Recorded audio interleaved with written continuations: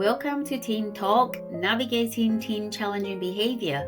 I am Pei Yi. I'm a parenting and teen challenging behavior specialist at Rainbow Parenting Practice. Over the last 30 years, I've worked with children, teenagers, and then families with various complex needs across different settings. But it is my personal story, being a troubled teenager, that led me to the creation of my innovative parenting method, Thriving Together Parenting Method. It can help you and your team to have a more loving, respect-driven relationship and the happiness and harmony in your family home in 90 days. No matter what challenging behavior it is, how challenging it has been, and for however long your family has been in a difficult place. Many families came to me when they were in crisis or at breaking point. My TTP method is the secret to their transformative family lives. It can be yours too. I am thrilled for you to be here, and that possibly means you are a successful but stressed out parent who is managing a very demanding job but struggling to know what to do and how to help your troubled teen who is stuck in patterns of challenging behavior. You're fed up with trying everything, but nothing works. You're looking for solutions yesterday and are determined to do whatever it takes to help your teen and family thrive. At Teen Talk, Navigating Teen Challenging Behavior, I will share all the insights I've learned from working with families and their teenagers over the years. I will not hold back. Let's dive in. Hi, and welcome to Teen Talk, Navigating Teen Challenge Behavior. It's Pei, the host, and we have our teenage co-host, Belle. Belle, we missed you last time. I know. Been very busy. Where did you go? I've had lots of drama and portfolio, lots of work to be handling. The joy of being a teenager. Yeah, exactly. Leaving school, but we need to have an episode about that. So I always miss you when you're not around, because I always have to talk to myself when you're not around, which is awesome. But hey, my lovely audience, that is not what the focus of the day is about. Not we have actually a very special guest to join our podcast today, and she is Libby Supan. Did I say that right, Libby? You did, yeah. So I hate it when people say my name wrong. So I will hate myself if I say your name wrong. So Libby is a licensed marriage and family therapist, certified intuitive eating counselor, and herself recovered from an eating disorder she had for 20 years. So it's so nice so privileged to have her on the show with us to talk about her experience, to talk about her practice, talk about her work with individuals and groups. And Libby has a therapy and coaching practice, which you will also hear more about late in the episode. She worked with people who struggle with food and body issues. I wish I knew you when I was 18, Libby. So Belle and I are really interested in this topic. Yeah, we are. Yeah, we have so many questions you want to ask. So we're so happy to have you here. I can't wait. But I suppose that will be my introduction for Libby. I'm sure Libby has more to say about herself. So I'm going to pass on to Libby to introduce herself. And Libby, welcome to the show. Thank you so much. No, I think you did a good job. Yeah, I'm Libby. And because I recovered from an eating disorder I had for about 20 years, I just always promised myself that if I actually get better, I'm going to have to help people do this, because I really didn't think it was possible to get better.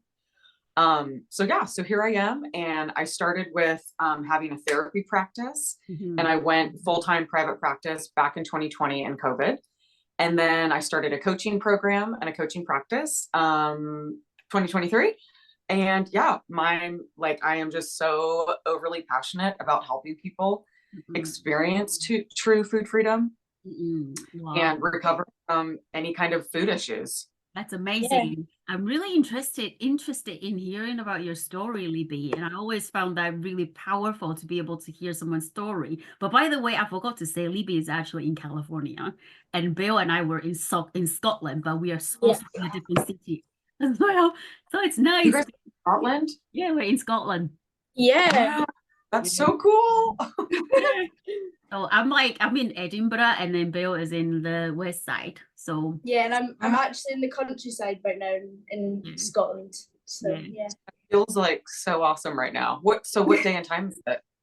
It's actually Wednesday, 6 o'clock at by night. 6 p.m. Yeah. Okay, got it. That's Are you? awesome. Yeah, it really is. Scotland's pretty, but at the same time, you don't want to leave here because it's so grey It's, and raining and everything. yeah, Is it's it? been raining the last few days, so. Yeah. Yeah. I might have some That's- hate for saying that actually about Scotland. Like, personally, I love Scotland, but it gets a bit yeah. difficult sometimes. Yeah. Right, I Libby. used to go. Oh yeah, go ahead. No, sorry, I just got excited about your story. No, go on. What were you about to say? Oh, I was just gonna say that I used to go to the Scottish Games every year. I don't know if you guys, is that a thing Oh, there? I know what you're on about. Oh, why have I forgotten the name? I know what you're Like talking about. types and stuff. Yeah, yeah. Anyway, Oh, the tattoo. Is that the the thing you're what? talking about? The tattoo show? No? No, I don't think so. That's No, that's not okay. heard of that. Yeah. Okay, we'll figure that out after the show. But Yeah. Libby, tell us, I hope it's okay to ask about your story and Yeah. Yeah. how you came to learn that you have eating disorder. What did you go through? How did you feel? What was it like for your family? And yeah, I'm just really interested. Yes. So yeah. This story could be like 3 days, but I won't make it 3 days. So yeah, so kind of like the way I think about eating disorders is that it's kind of like a cake recipe. So there's all different types of cakes. And like in every one cake, maybe you need like core ingredients like flour, butter, sugar, whatever. And then like for strawberry cake, you add strawberry. For chocolate cake, you add chocolate. So, not only are there different types of eating disorders, but any one person who has an eating disorder, there's always going to be like different factors as to like the development of their eating disorder. Mhm. So typically speaking, there's always going to be perfectionism, codependency, anxiety, and depression kind of like just stewing around. So before I engaged in any kind of behavior, there was already like mentality going on, but like I didn't know it at the time. So I'm talking like I was a child. Mm. So there was like, so I was in dance. So I was constantly like staring in mirrors. Like I really realized at a young age that the body size does actually matter. Like you're shamed if you don't live in what is the right body size. Mhm. I also lived in a family where my mom was like extremely into diet culture and very, very fat phobic. She was either like on a diet or not on a diet. And it was like, we either had a house full of diet food that we weren't allowed to eat or a house full of like Costco food when mom wasn't on a diet. So it was very much like all or nothing. So I kind of had like, and there was like abuse going on that, I don't need to get into details or anything, but so that was already going on. Mhm. So then what happened is like for me, kind of like, I guess the last straw, if you will, was as a family, we moved from one location in California to another. And, that's kind of a normal thing for anyone to experience. But there was so many things about this move that was like very traumatic for me at this time. So I'm now a freshman in high school and in this new place. I don't know anybody. I have no friends. And yeah, it was just kind of like my whole existence, my whole world just kind of like turned upside down because of where I'm living now. And it was just like kind of an identity crisis, if you will. Mhm. And my best thinking was to restrict food. So, it's one of those things that like it can start really small and it can start in a way that you don't even know it's really happening. And I know for me and so many people that start out with restriction, which is usually how eating disorders always start, is, you restrict yourself from food. It was kind of this sense of like, feeling like I was superior and like I'm the one that actually knows how to eat and all of you guys just don't understand, even though I knew nothing. I literally was just like not eating as much and just being kind of weird with food. So freshman year in high school is when I started acting on behaviors. Mhm. So that's when I actually started restricting my food intake. So sophomore year of high school, it got a little bit better because I made some friends. Junior year, senior year, it was like, okay, I wouldn't say I had like an active eating disorder in the last 3 years in high school, but definitely disordered thinking, disordered eating. very fat phobic, like just terrified of weight gain. My biggest fear in life was the freshman 15 going into college. It was my biggest fear so much that when I did go to college, I actually avoided the dining hall for about almost 2 months. Wow. Because the dining halls were like buffet style. And I just I knew if I have access to a buffet, I'm going to lose it. I'm going to go crazy. I knew I wouldn't be able to stop eating. And that was the biggest fear, was the feeling of being out of control with food, and then the weight gain.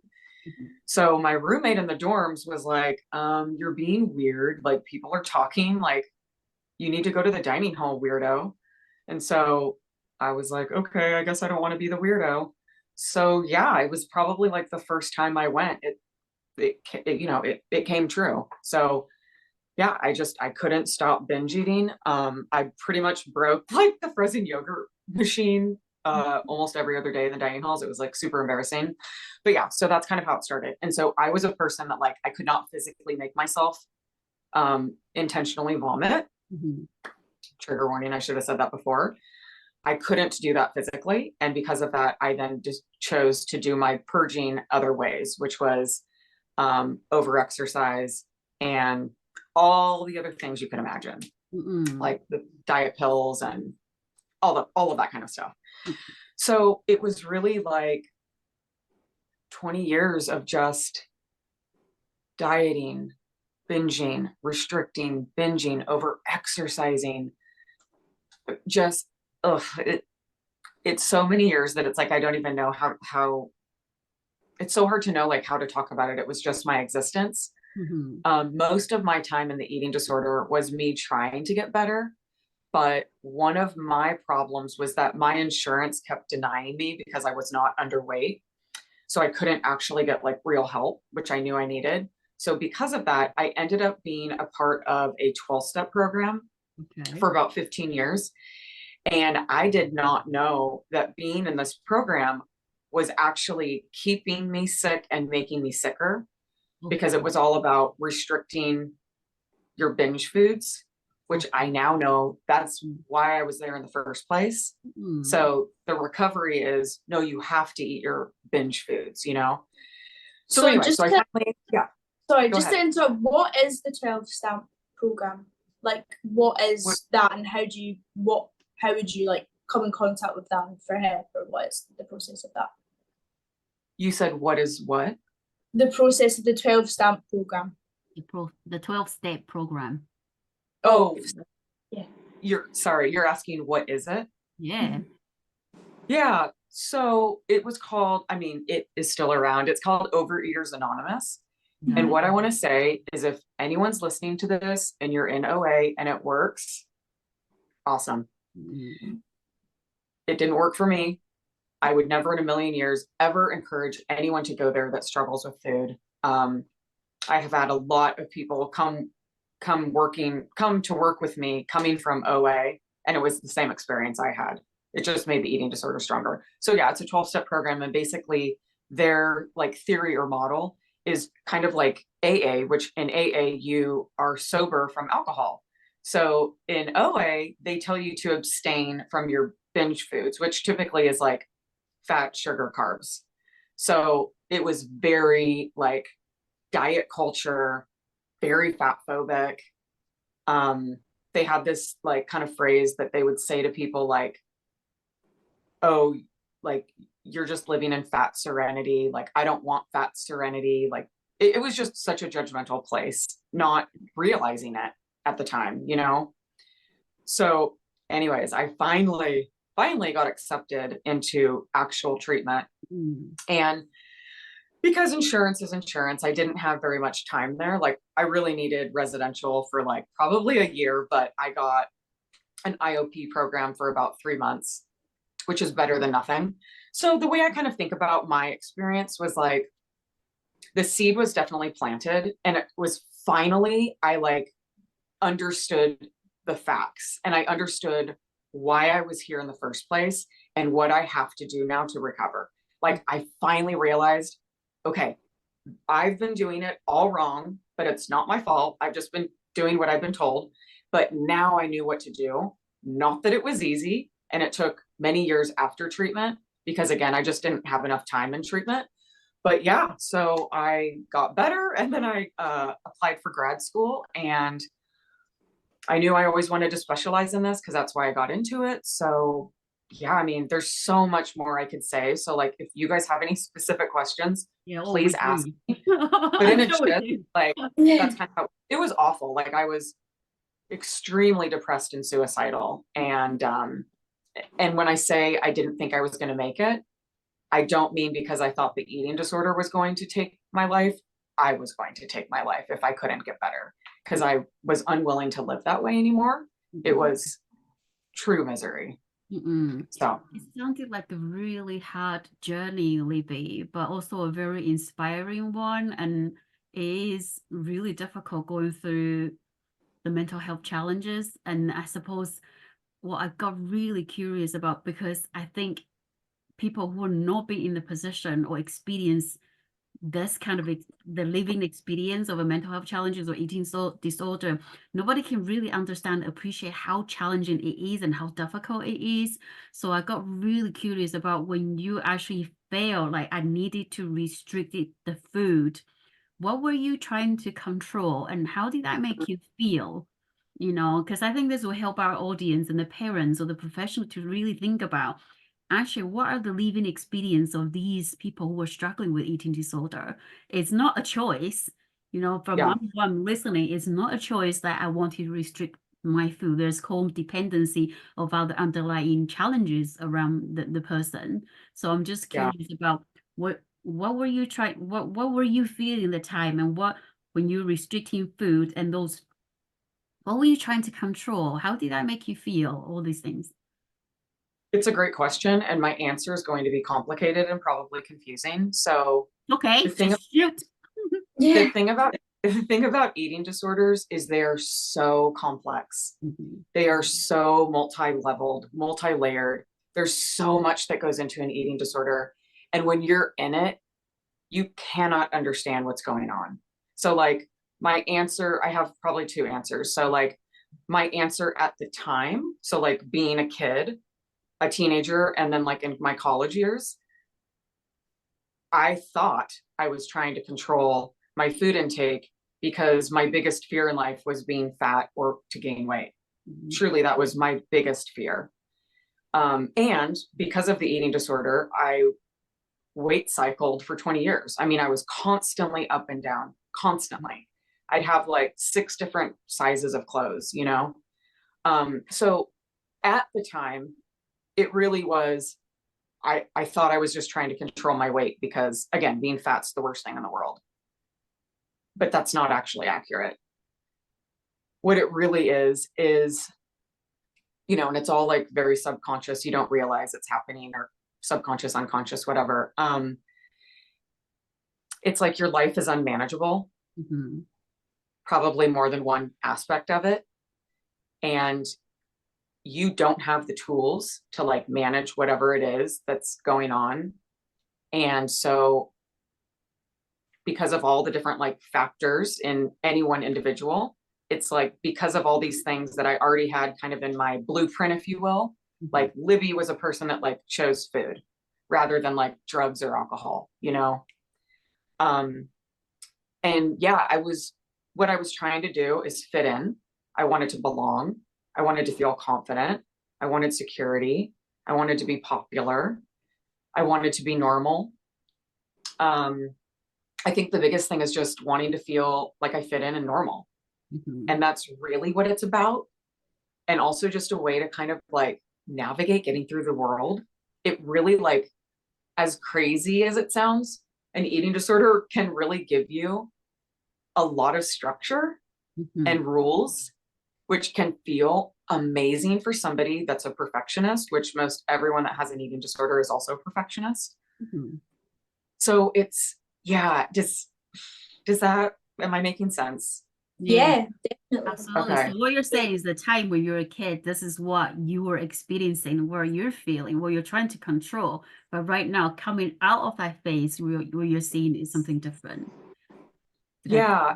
And I find it really interesting how you're talking about the link between eating disorders and control and, you know, giving you structure and rules. And I think that's something that isn't talked about as much. I think when, from being a teenager and stuff, eating disorders were sort of validated by how you looked or how little you ate. But like it really is an OCD thing almost. It's so about control and, you know, the way you start and the way you come out of it. And, you know, you're not always eating tiny amounts, but even your mindset when you're not, it's like, I think it's really important to talk about that side of it, because that's something I only found out really in the last year or two. I listened to Jeanette McCarthy's podcast. Don't know if you've listened to it, but she talks about her relationship with her mum and her eating disorder all throughout her life. And she talked about what you're talking about now, about OCD, like the control aspect, and you don't even know, you know, you don't understand it. I think it's so real and interesting to hear that talked about, because it is. Yeah, and the thing that's interesting too, it's like I'm thinking about my college years, and it's like, you know, in high school, it kind of starts out like you think you have the control, and then it at least for me in my college years, it was like, and now I felt like I had to control the eating disorder, like I couldn't control it. And so it was kind of this like energy of like always chasing it, like just trying to like be normal. But it wasn't, I knew I no longer had control. And so that it was just terrifying, you know?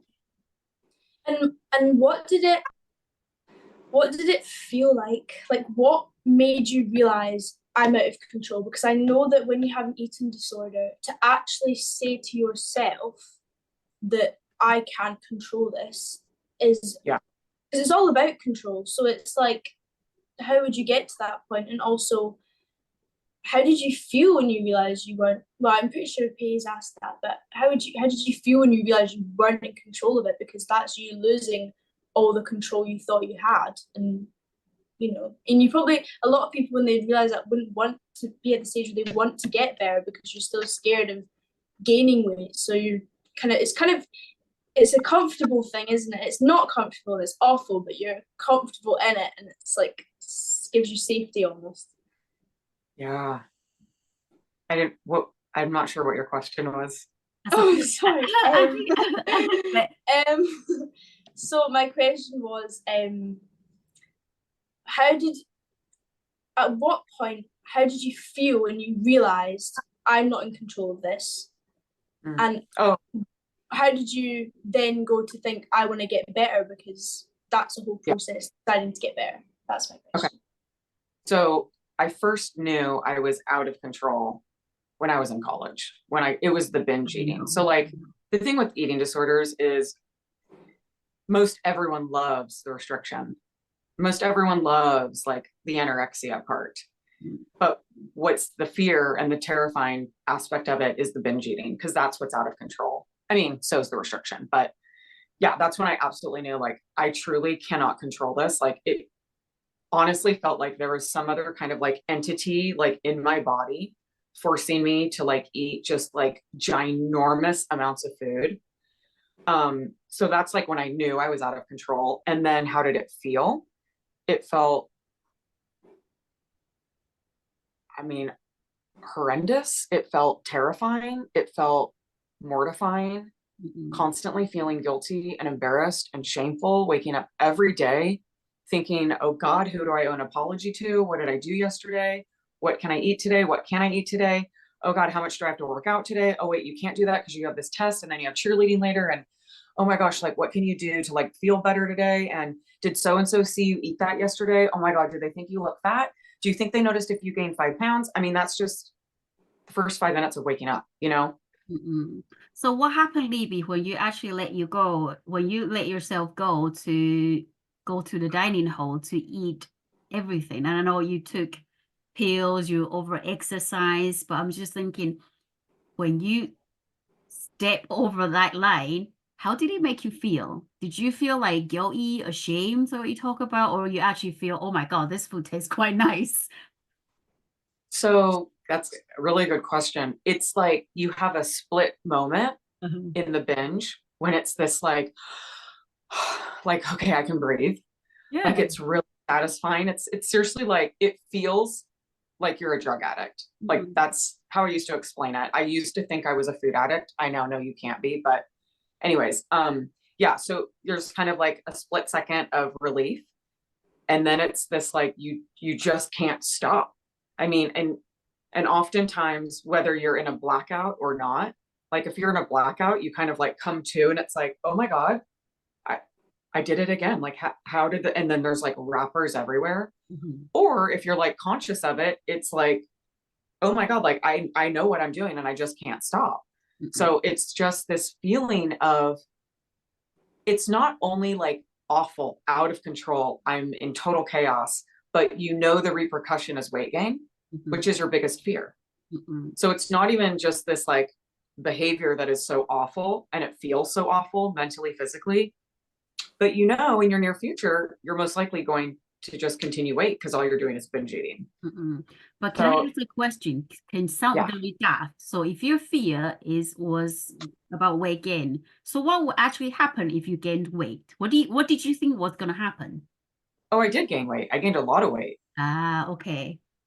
What happened? I would become really depressed. I would isolate.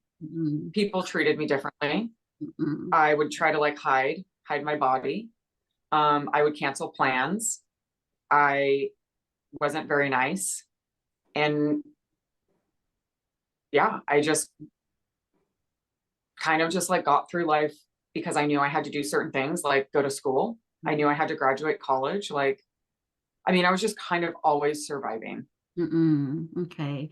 It's something really hard, Libby, but I'm also thinking about, because I work with families, right? And I work with families in different capacity. And Yeah. I always feel like a lot of times we locate the problems in the individuals, and whether it's eating disorder or anxiety or depression, was like, oh, she has depression or he is anxious. But at the same time, I'm also thinking about saying about this, actually a societal influence here. There's also a family influences here. Like you say, your mom, the family culture, there's also external influences, like you're moving houses. So it's not, I suppose what I'm trying to say is to open up the idea is whether the person have eating disorder or not, the problem may not necessarily locate in the person. There are a lot of contributing factors, like you say, it's like a cake. There's so many ingredients that actually manifested itself and then develop some sort of a disorder. So I suppose that's what I want to put out there. And thinking about the teenagers, like that was 20 years ago, right? 20 years later, we're still having the same problems with the teenagers right now. And it's probably more severe than before. Oh, it is absolutely because of COVID and social media, and I have so much towards TikTok and Instagram, but like whatever, I'm on both those platforms. But and here's what I can tell you: with the teenagers I work with, I adore the teenagers I work with. Most every single one of them, when we started working together, it was like the one thing that was like the last straw for them with getting into the eating disorder was the what I eat in a day videos. Yeah. And it just like it makes me so mad. And the body checking as well. Yeah. I've noticed a lot. I think when you're in that headspace, you notice things like that a lot more. And people will body check and then post what they eat in a day. And it seems all glamorous and you think, you could see how someone with an eating disorder would think, how can they control themselves that much? Like, I'm not good enough. Like, I need to do this. And it's like so bad. It's so bad. Yeah. And I mean, as a teenager, well, I've kind of not really a teenager anymore, but as a teenager, I don't know a single girl who hasn't at least even like a really, really short amount of time been through that headspace and had that headspace. And, it is a difference between going the full way and, really battling an eating disorder for years on end. And there's different severities and everything. But I think that's also what girls struggle with, is not validating their eating disorder, because they think, I'm not going the full way. I'm not good enough at it. So it's like, it's so weird. And also there's that romanticization of it as well, which it really exists in TV and films and social media. And yeah, it's Absolutely, awful. Belle. It's awful. Yeah. And the thing that here's, and it's such a systematic problem that like the problem is that it's so normalized in our culture to eat disordered. Like, I mean, all day, all we hear about is Ozempic, Yeah. keto, intermittent fasting, like whatever, paleo. And it's so normalized to be disordered. So many of my clients gaslight themselves all the time. Yeah. Anyways, I mean, it's just everywhere. And Belle, yeah, I absolutely 100% agree with you that I truly believe every single female at some point has felt some negative aspect about their body or body image. Yeah, 100%. Oh, absolutely. We're taught to do that. No, we're taught to. Yeah. I am probably the oldest here in this group, right? Like 30 years ago when I was a teenager, I went through the same thing. You're too fat, eat less. Totally. Like, and I can think about throughout my adulthood and teenage years, how many times I went on a diet because somebody said, I'm too fat, or you watch a show going, oh, that person's so skinny, you have to eat this, to lose weight. It's like really like, it's crazy. And it really influences you, how you think and feel about yourself and what you can be like, and you need to be like, and to, like you say earlier, Libby, to be accepted, in the group or by the people around you. So that must be, that's terrible. And I think some unfortunately didn't develop the eating disorder, but it doesn't mean the challenges didn't exist for the girls, Right. for boys too. I don't think for boys. Yeah, definitely. I mean, what I'm thinking of as you're talking about high school, I'm like in my mind comparing it to like back then to today.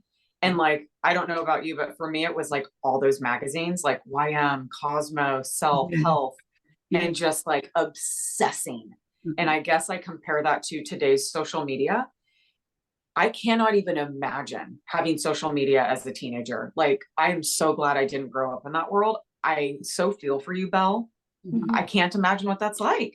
No, it's awful. And there's so many good parts of social media, and there's all the people that are talking about like what you're talking about, that about the negative sides of things and what's really going on, and call out these toxic videos. Like that does exist as well. So there's two sides to it, but it's just so ingrained in our culture. I know. Like, and also it does make me wonder, because it's so easy to go into dieting healthily and then it progressed to an eating disorder, and all the guilt and all the videos saying you have to stick to every single day. If you're not disciplined, you're never going to reach your goal.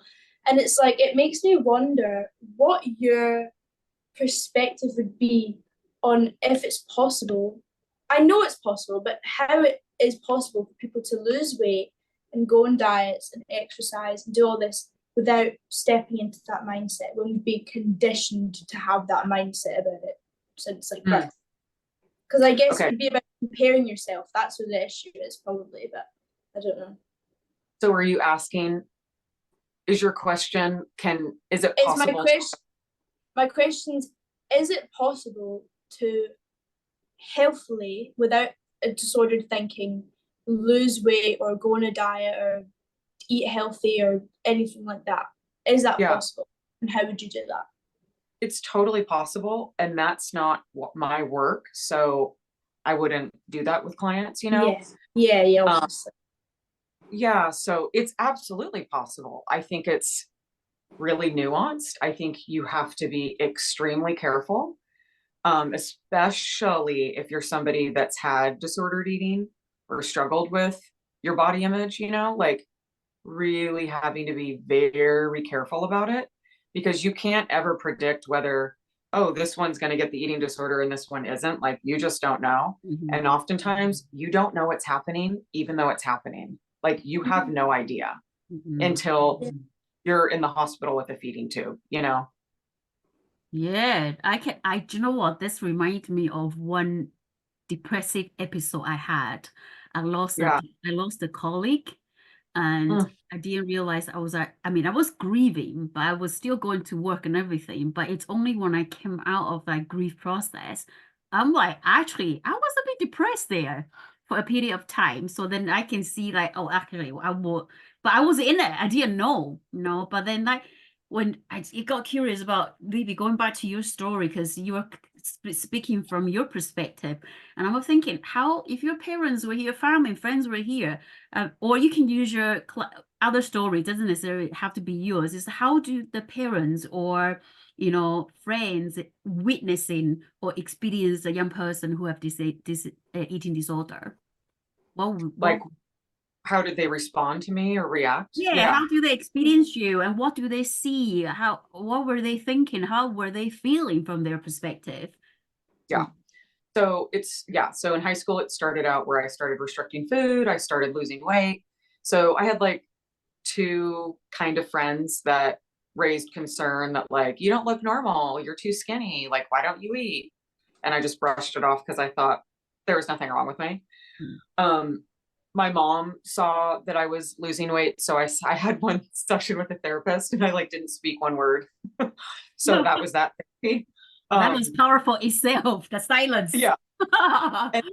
And then, like I said, like I kind of gained, I was kind of like more normal the rest of my high school years. And then in college, it was really like the people that were closest to me. So like my roommate in the dorms, my really close friends. My parents never knew.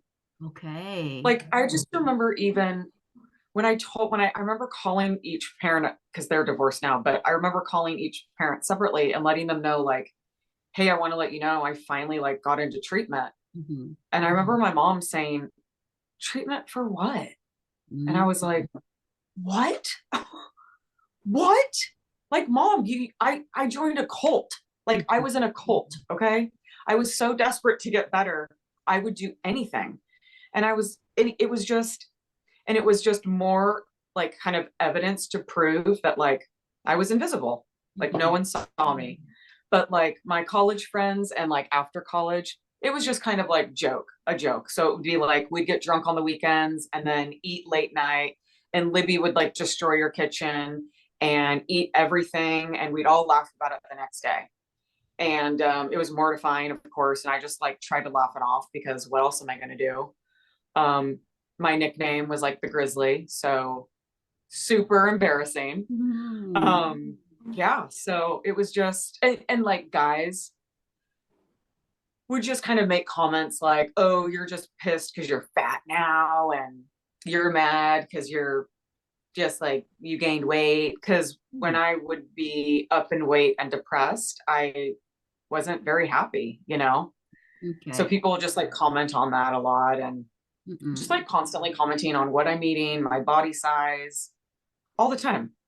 I can imagine that being exhausting, because if you have an eating disorder, surely you're looking for anything to validate it. So people sort of saying you're fat and saying these things will feed you with even more shame, make it even worse. I can't imagine.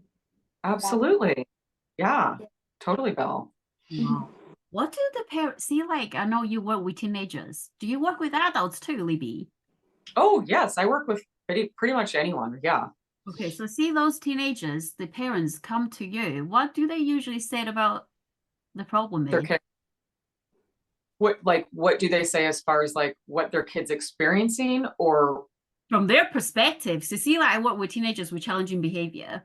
And the parents say, oh, they run away. They're always doing this thing. Our relationship is so bad, or they're taking drugs, all these things. Yeah. Or we can't co-parent, whatever the problem is. But I'm just thinking when the parents approach you, because I would imagine the parents approach you rather than teenagers approach you. What do they usually say in terms of what the challenges are? Yeah. So oftentimes all parents like didn't see it coming. Like they were clueless, they just didn't see. And then all of a sudden, maybe their grades are slipping, or, oftentimes it's like they got caught in a behavior. So either they saw like something on the toilet seat, or they see like, their dinner not being eaten, like shoved under the bed, or if they're binge eating, like empty wrappers under the mattress. Or if they notice like, oh, wow, all of a sudden you do look so much different, whether you've like gained a lot of weight or lost a lot of weight.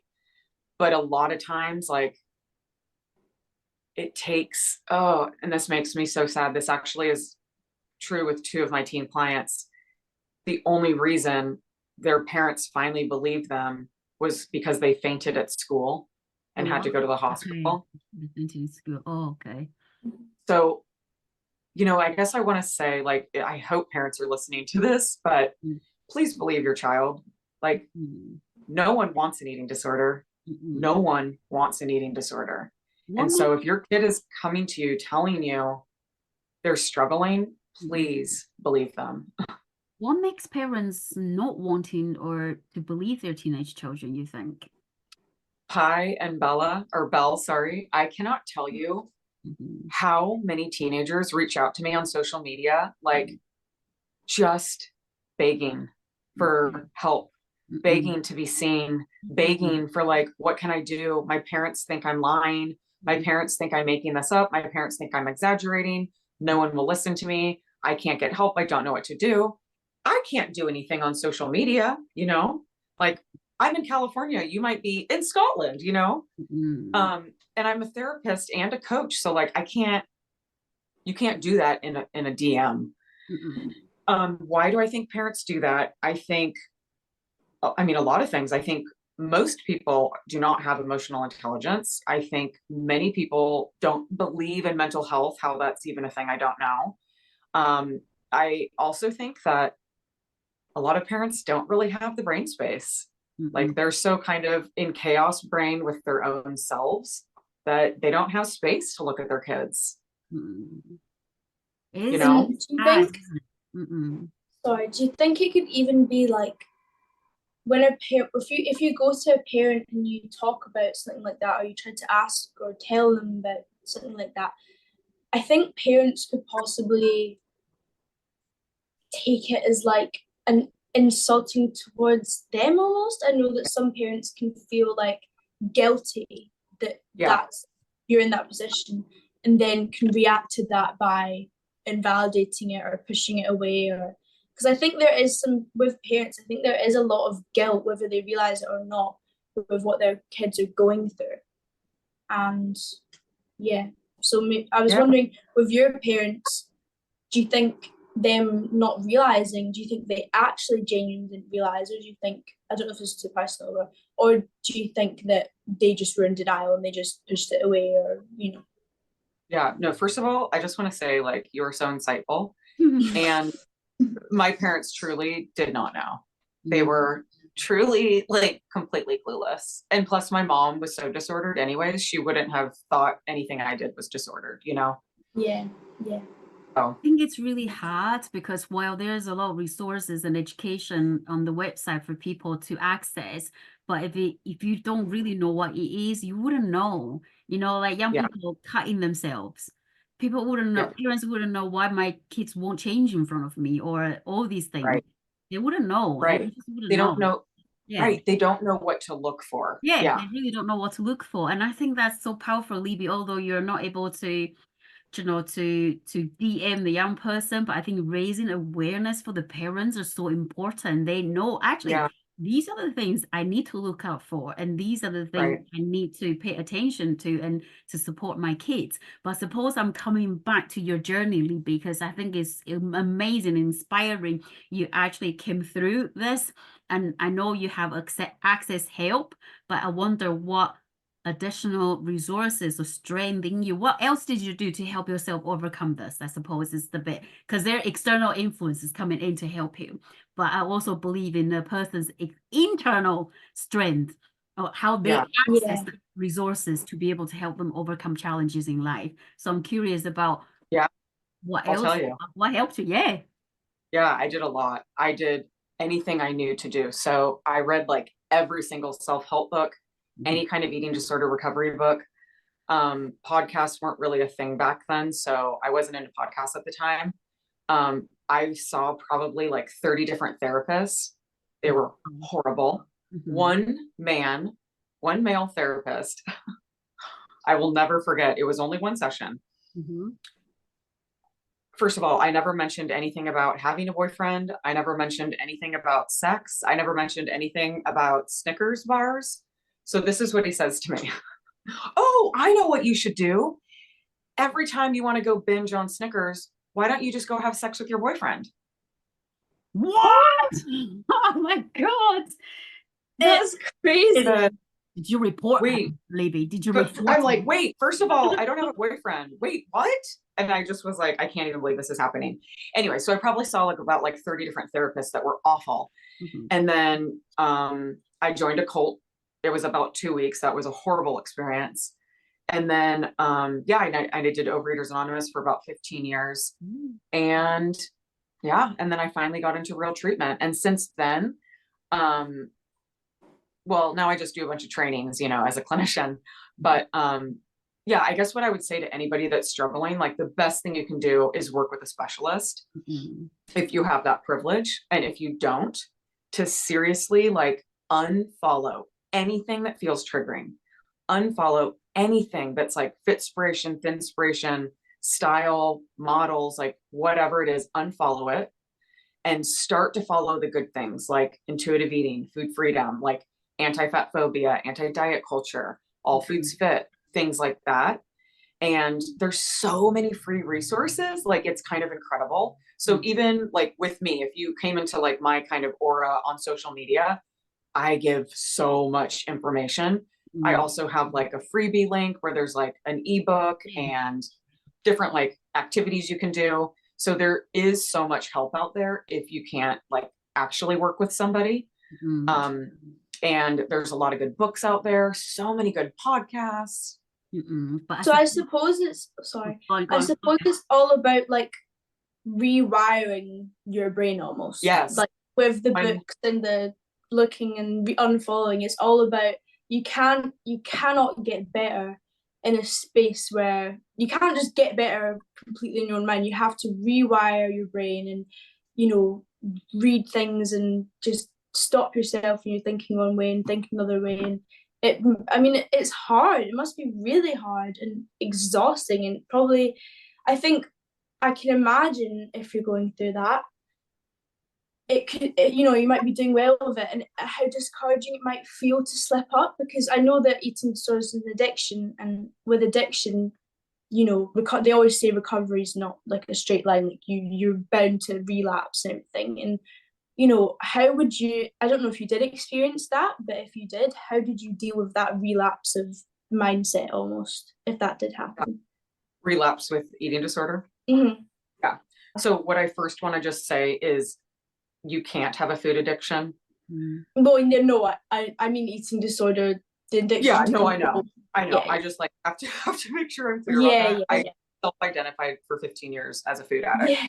So totally understand the feeling or how it feels like that. And of course I forgot your question. What was your question? Relapse. How do you manage the relapse? Yeah. Well, it was one of those things, like, I mean, my whole 20 years felt like just always constantly relapsing. But once I guess I got into, having lapse. So once, the way I work with my clients and how I was when I was like a client trying to get better, I don't like the word relapse. I think it's really negative and can really dissuade you from moving forward, because it's kind of this idea of like, oh, I have to start all over again, and it's no. So I just like to call it a sidestep. You had a sidestep. You didn't unlearn anything. You just, get back right on the track. But for me, it was devastating. It was awful. I would tell myself stories like, oh, you're unique. You're different than anyone else. Like, you're the one person that's not going to be able to get better. Like, and those eating disorder thoughts can come back like that. And so it's really like being able to truly, like, if I'm the one trying to get better, I have to be my own observer. I have to be able to distinguish the Ed voice from my voice.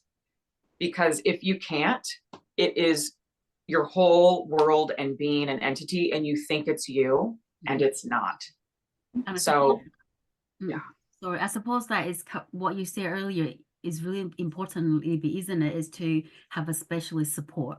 because it's really Yeah. difficult for a young person to be able to Yes. distinguish when they're so confused about everything, try Oh my to God, find out who they totally. are and then go, okay, is this my voice or my mom's voice or the society voice? So Yeah. so that makes sense. I wonder what can parents do to support their teenagers through this journey when they're accessing therapy or not? Oh, I can tell you very clearly, and this is what I say to all of my teen parents. Mhm. There's like two main things that I ask of you. One, there is no more judging food. You do not call it junk food. You do not call it good or bad or clean or healthy. It is neutral. It is neutral. Mhm. You can call it fun foods, like if, you know, people want to, anyway, so I'll use the word fun food instead of junk food. Mhm. So that's one thing. So stop labeling food, make all food available, like have variety. And this also has like, you know, you have to have privilege to have all this stuff. So taking that into consideration. So offering variety, like seriously not shaming your kid for what, how, why, when they eat. And then the second biggest piece is to stop talking about bodies. The only reason you should ever talk about bodies is if like for their functionality, or, oh no, you broke a bone, or I have a bruise on my body. Like, do not talk about bodies in a judgmental way. Don't talk about others' bodies. Don't talk about so-and-so gaining weight. Like, bodies are neutral. Okay. Those are the two things. I think that's like really straightforward and really true. Like that seems, if I was to have kids when I'm older, I think that approach seems like, because it all comes from shame and it all comes from noticing the different bad foods. And even in recovery, I think a lot of people can say, well, you have to eat healthy and feel your body right, and then you won't. I don't know, it's so complicated, but yeah, I suppose it Totally. go on, Libby, sorry. No, you go ahead. I suppose it made me thinking about the use of language and how it carries meanings. yeah, You know, even junk food is junk food, but actually it's a different meaning for these young people who are struggling with, you know, eating disorders. So, and Yeah. I just want to, I just got curious about the choice of words and Yeah. language and how people Yeah. can make meaning of that. So, Yep. That's a huge thing that I do with my clients. So two things. You were talking about the brain retraining, Belle, yeah, and then yeah. the words we use. So Yeah. again, so like one of the first things we have to do is, okay, so you have to become your own observer. You have to be able to distinguish ed, or you can call it whatever, chatter, from yourself. Now, the words we say are so powerful. So like, as long as you tell yourself you're dumb, you're dumb. I mean, really, as long as you tell yourself you can't, you can't. And it's a slow process because you're so ingrained talking crap to yourself. So for me, it looked like this. So if this is like internal thoughts, maybe I look in the mirror and I'm saying to myself, oh my God, I can't even believe your face looks so gross and ugly. And then I realize, oh, you did it, Libby. You know what? Maybe you don't feel great right now, but it doesn't mean anything. And then just move on. So the first thing you kind of have to do is be aware of it, reframe it. And then over time, it just like kind of naturally like reprograms in a different way in your brain. But Belle, I did want to acknowledge what you were saying about the brain retraining. That is absolutely how I think about my coaching program and how I talk to my clients. So the way I explain it, it's like, okay, so if you could take off like the top of your head and expose like every single one of your thoughts and beliefs, you and I are going to debunk each one. And we're going to find out, are they actually true? Are they valid? Are they credible? Okay, so the ones that aren't credible or valid, we get to throw away. But that doesn't mean you're automatically going to stop believing that thought, even if you know the truth. So I have this one kind of like exercise that you say out loud to yourself. That's the one exercise that is like for the brain retraining. And you do it over and over and over and over again. And it truly does change the neural pathways in your brain. Is it a bit like the CBT principle? What'd you say? Is it a bit like the cognitive behavior therapy kind of things?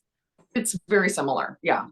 Okay. I think it's so interesting. And I think even when you were talking about using a different word for relapse, it's so true because it is so negative. And it's that idea of, oh no, you're starting again. And it's like, even just changing that word, and it does, Totally. like, it, yeah, I never thought about it like that. And if you're thinking Yeah. about what you said earlier, Libby, if the people who struggle with eating disorder are perfectionists, having the relapse could be like saying the words relapse could send them back way back to where they were. Totally. It's like, oh my gosh, I can't do these things, you know, but but I truly believe the power of neural pathway. And I think that also reminds me about what we say very often. It's about rewriting the stories. Yeah. Yeah, it's like you tell yourself the stories. The society tells you this is who you are. This is, you know, your family tell you you are this XYZ, but you are the author of your thoughts. You can rewrite whatever is in your mindset, in your brain, you know, which is something I love a lot. I never thought I would love this so much, but it is constantly rewriting your story, telling yourself what will be my tomorrow story be like.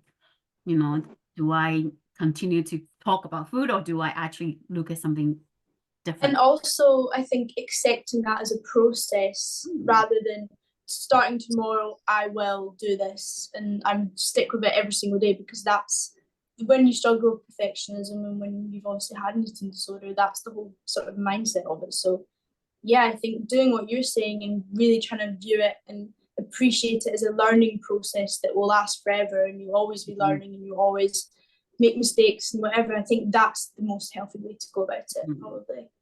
Totally. And so much of this work is like, so before usually we even get started in my coaching program, I go over a whole like module of like how to get your brain in the right place to get into this work.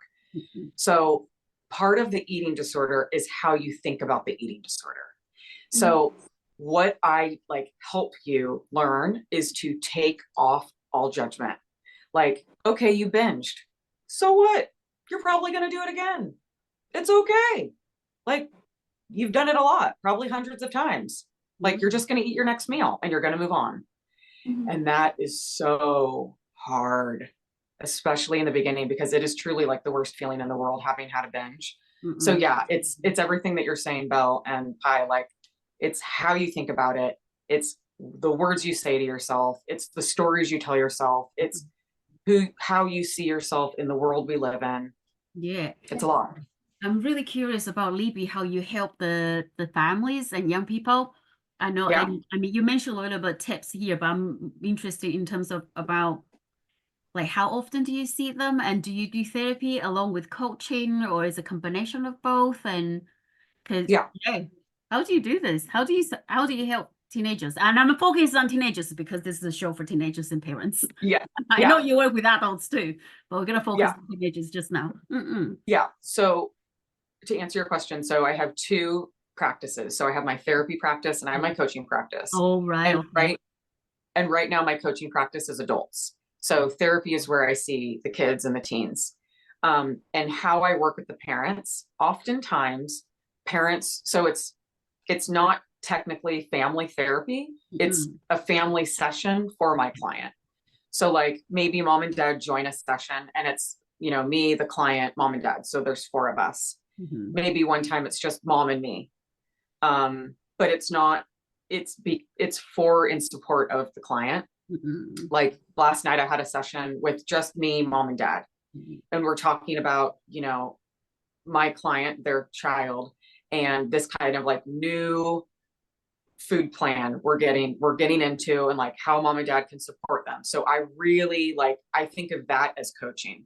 So I'm really coaching mom and dad, like, you guys have to be all in, because if you aren't helping, she's not going to get better. Like, she can't do it for herself, you know, like this is what you have to do. And so we really go over like training and coaching and like how to do this, how to talk about it. So okay, I like that way of working, Libby, because I'm a true believer, as you know, the teenagers don't live in isolation. Nobody live in isolation. We're influenced by the families, by the friends, by the society, by the culture. And if I've always think, I mean, I work with teenagers too, but I always think like relying on the teenager's own strength to make changes is really hard, and it's very demanding of them. They definitely need people around them to support them to make those differences and changes in their life. Well, I think too, it's completely unfair. Like, you can't, you can't expect a teenager to even know, and to then just like do it, like they need help. But you will be surprised to learn there's still a lot of professionals out there thinking, hey, you need to pull your act together to do XYZ as a teenager. And every time I hear them, I'm just like, oh my God, stop it. I think it's a whole thing of tough love, isn't it? It's like, I mean, I know for me, that's sort of how I have worked and work.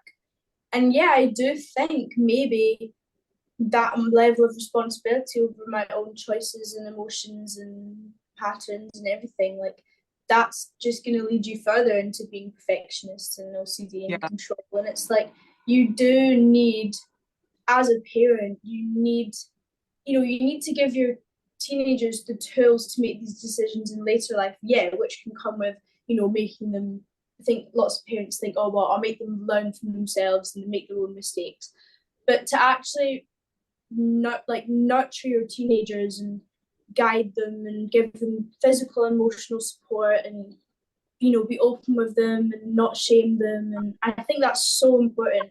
And I think it would just mean that as we'd have a better generation of adults who grew up that wouldn't, I don't know, it just makes so much more sense. And I think there's so much tough love and harshness about mental health, and the stigma of mental health, but it's been really lovely to have Libby on the show, and I'm sure we missed out a lot of other questions we want to ask, because there's so much to talk about, but we can always invite Libby back to the show. So totally. But it's really inspiring to hear about your stories and how you overcame this to help teenagers, to help families, to help adults to overcome the eating disorder through different approaches, the therapy and the practice. And the audience, if you're listening to this, I will put all the link about Libby's free bundle, free information, TikTok, everything, the social media, in the comments, whatever that is called. I never know what that is called. Show notes. Yes, I will do that. So you can you can have a look yourself, download all the things you need. But before we end the show, we're gonna do our ritual, which is our tradition, is the curiosity. And I explained this to Libby already, so she knows what we're gonna do. So I suppose to end the show is that who wants to start? Either Libby or Belle. Is what curiosity would you like to encourage the parents or the teenagers or the professionals to have about topics? I'll start because I learned something new in this podcast in a new depth, and that was all about rewiring the brain. And I would encourage any teenager or adult to have this new mindset on eating disorders, that it is about rewiring your brain, and it's a thought problem, and it's how you see yourself, and it's more than just the food. It's a very complicated process. So I encourage people to be curious about what language they're using and how they're talking about themselves and how that affects their behaviour, I would say. That's really good, Belle. Thank you. How about you, Libby? Okay. So here's mine. I want you, all of you, teenagers, parents, everyone, to begin to come from a place of curiosity with those chatter thoughts. So those thoughts that tell you you're so gross, you're a loser, you're fat, you're gross, blah, blah, blah. I want you to experience them without judgment and just look at it in neutrality and ask, is that interesting? I wonder where that thought came from. That's very good. Good curiosity. Right. I suppose that my curiosity is maybe for all of them, the teenagers, the parents, and the professionals as well, is to be curious about your own beliefs and bias about eating disorder. Your views on this, your values, or even your own ignorance. I'm not an expert in eating disorder. Is that how does that influence how you contact or connect or support teenagers? So I want you to them to be curious about their own beliefs and biases and around this area. That it's been so good. I really enjoyed this podcast. So did I. We cannot not have guests anymore, Belle. No, I know. Yeah, but it's really good to learn so much from you, Libby, and thank you for coming to the show. And hopefully we'll get you on the show again to learn more and to find out more about the question we didn't get to ask. And as usual, the audience, thank you for tuning in, and we will see you in the next episode. Bye. Bye. Thank you to everyone at home or on the go for listening. If you find this show helpful, please hit that follow or subscribe button. It does wonders for the show, so more people can find Teen Talk Navigating Teen Challenging Behavior organically. If you have any questions about anything we've talked about, please drop me a line at pei@teentalkpod.com. That is PEI-I@teentalkpod.com. I read every email I get. Whether that's an episode idea, a guest recommendation, or just a simple note about how the show has impacted you. I'd love to hear from you. I am Pei, and I'll see you on the next episode.